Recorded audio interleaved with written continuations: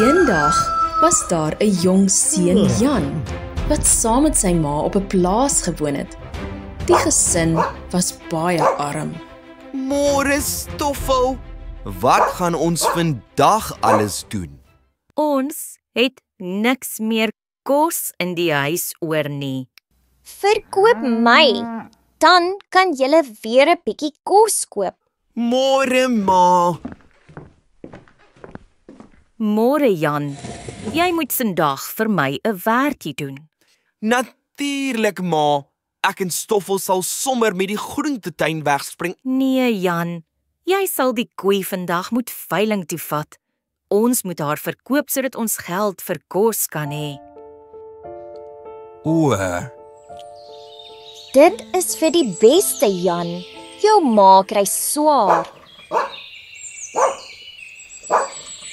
Jan, Stoffel en die koei stap al langs die stowwerige plaaspad. Jan is hartseer. Sy pappa was 'n ryk man, maar voor hy dood is, het 'n reus al hulle besittings gesteel. Goeiedag. Wil jy nie dalk die koei verkoop nie?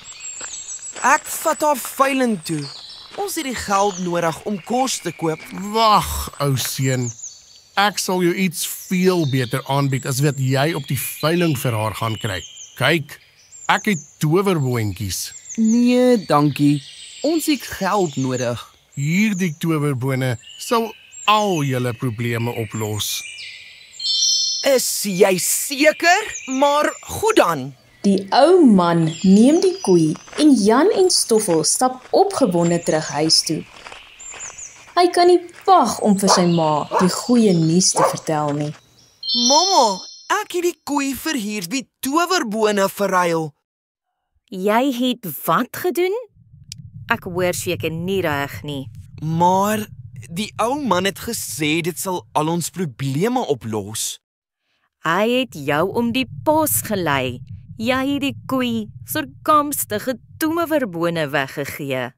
Jan se ma gooi die towerbone by die huis uit. Ek weet nie wat ons nou gaan maak nie, Jan.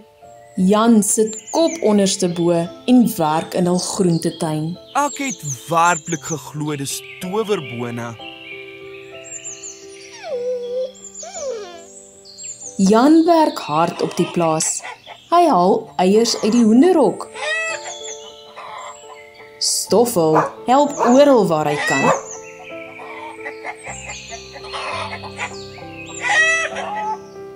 Jan maak hooi bymekaar en Stoffel verjaag die muise. Lekker slaap, Stoffel. Buite, in die donker nag, begin die towerbone skielik groei en 'n klein, glinsterende spruitjie skiet op. Die spruit groei eers so hoog soos 'n boom, voor dit die hemel inklief en tot verby die wolke groei. Okay, Stoffel, ek sal opstaan. Stoffel lei Jan opgewonde buitentoe. Wat op dese aarde? Stoffel, kyk net wat het die towerbone oornag gedoen. Ek wonder, waarna toe lei hierdie boontjierank? Jan besluit om die boontjierank uit te klim. Eindelik kom hy bo die wolke uit en sien 'n enorme kasteel. Hy loop versigtig nader oor die wolke. Hy maak die enorme deur versigtig oop. Jan kan sy oë nie glo nie. Skielik hoor hy vreeslike swaar voetstappe. Jan kry blitsvinnig agter 'n houtkis weg. Ek is honger. Waar is my kos? Yum, yum.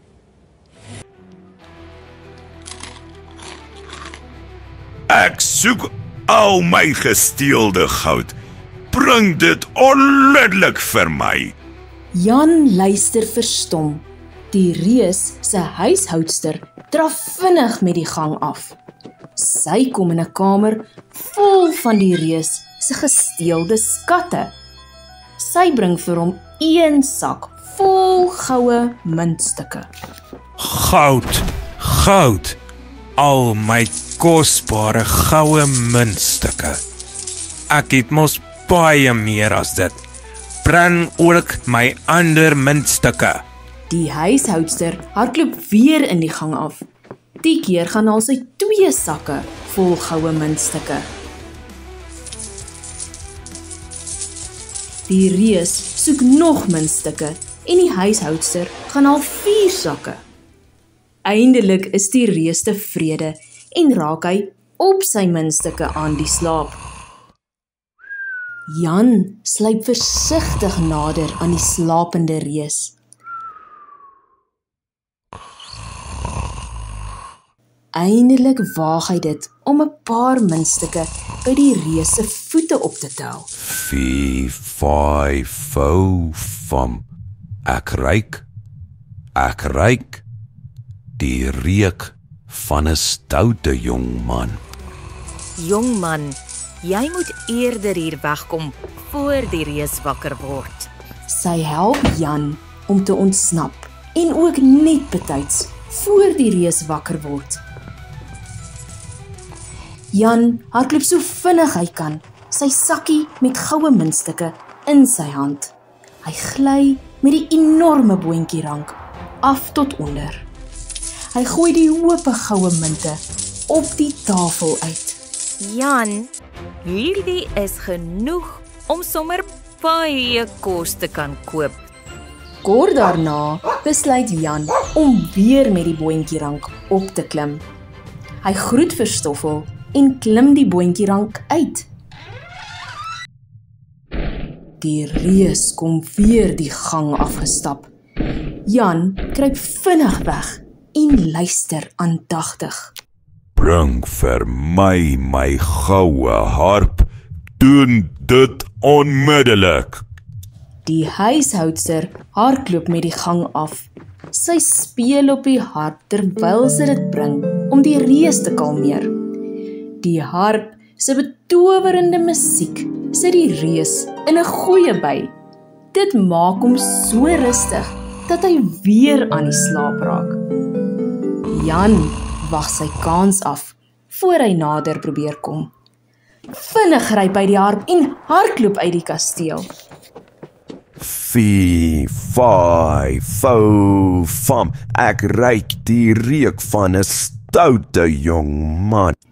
Jan hardloop af met die boontjierank met die goue harp in sy hand.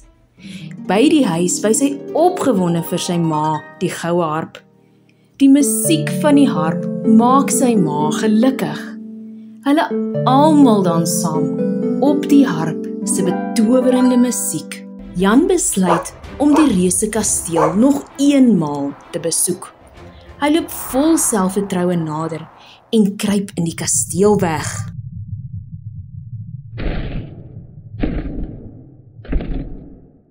Bring vir my die gans wat die goue eiers lê. Die huishoudster gaan haal die reus se gans. Ek het die gans ook van Jan se pa gesteel. Hier is vir jou 'n paar mieliebitte. Ag toe, lê tog jou goue eier. So vinnig soos 1, 2, 3 lê die gans 'n goue eier. Kyk nou net hierdie pragtige, kosbare goue eier. Jan kan nie glo wat hy hoor nie. Kort voor lank raak die reus weer aan die slaap. Versigtig stap Jan nader en haal die gans van die tafel af. Hy is ietwat benoud en met reg, want die reus is wakker. 4, 5, 5. Ek ruik die reuk van 'n stoute jong man. Is hy klein of is hy groot? In my kasteel is waar hy nie hoort. Jan vlug uit die kasteel, af met die boontjierank, maar die reus kom agterna.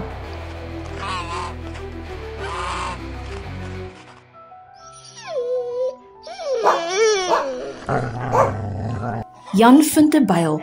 Hy weet, hy gaan die boontjierank moet afkap.